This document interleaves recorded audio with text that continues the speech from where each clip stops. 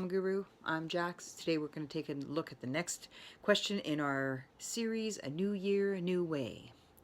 Are you permitting a family member or a friend to worry you? Did you catch that word in there? Permit? That's a tough one because permit comes from a position of accountability. If you permit someone to do something, you allow them to do that. And there's no force, there's no extortion, there's just 100% allowance. So why do we worry about people? I'm a parent, I have 2 boys, and they've done some actions and created some situations for themselves that I was worried for them. And I wasn't quite sure if it was going to end in a positive note or not. So why do we worry about other people? What is worry? Have you actually ever thought about what worry is? Well, there are different aspects of worry. First of all, worry is focusing on what you don't want. According to the law of attraction, like attracts like, and you get what you think about most of the time. So worry would be one of the most concentrated ways of telling the universe exactly what you don't want. Because if you're like me, when I was worried, I would be sitting there and I'd get this gut-wrenching response where like a punch in the gut, and I'd be like, oh, that would just be awful.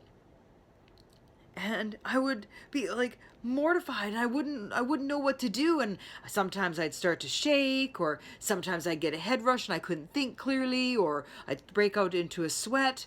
And I was a professional worrier. I knew what I would do then. I thought the best way to combat worry is to face it head on and go to the worst case scenario that you were thinking of in your mind and see if you could accept that. And now that I look at what worrying is, I can't believe that that's how I used to do that. I have a visitor. Excuse me. Here we go. Autumn, get down.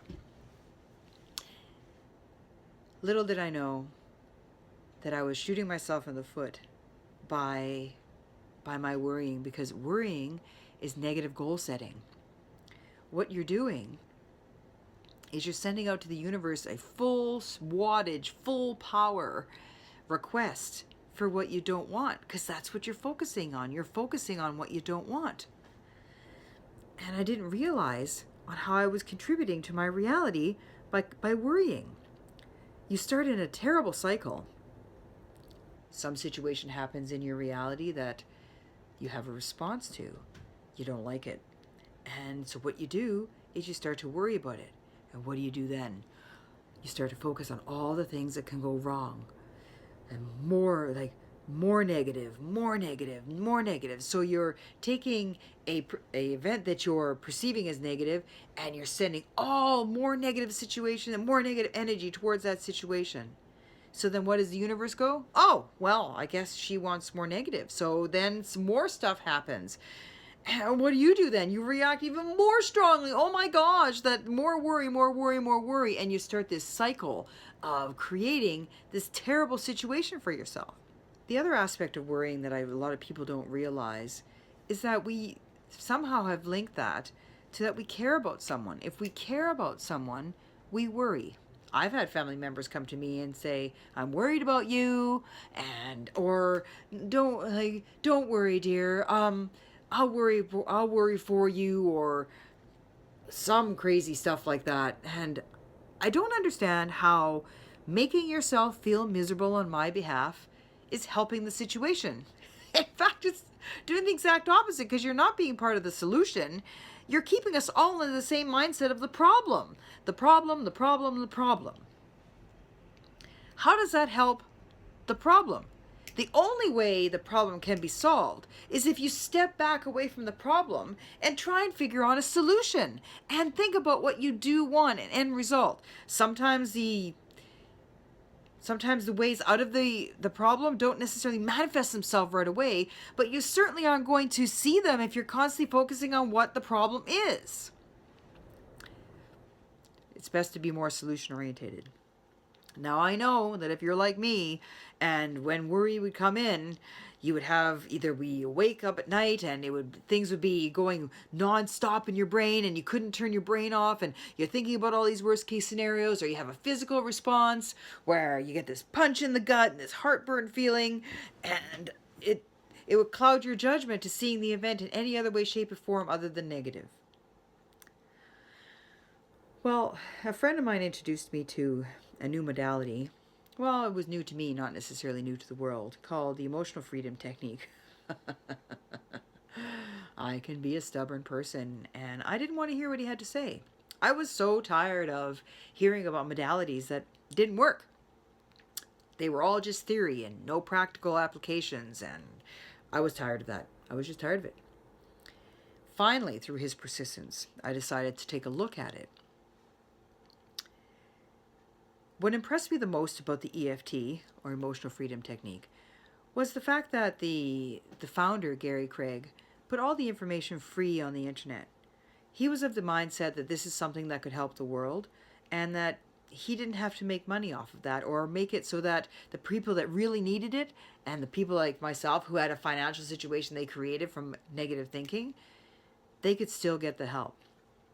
So I started to read, and the more I read, the more I was impressed. And the more I read, the more I began to apply it to myself. Eventually, whenever I would have a worry attack, a physical response, I would take the EFT and I would do the series of tapping that they tell you to do. Basically what it does is that it's an emotional form of acupuncture where it resets yourself so that your body gets cleared of that emotional response to that thought pattern. And eventually you can take a look at the thought pattern for simply exactly what it is without being blinded and, what's another word for that? You can't understand what's going on. You can't see anything. Your whole thought process and your ability to look at a new situation is clouded by this fear and worry. Now, if you're interested in EFT and finding a practitioner in your area, you can go online and have someone walk you through the process if you're not quite comfortable in doing it yourself. But I found that there was enough information in there, and he did it quite step by step, that you could self-administer it to yourself with amazing results.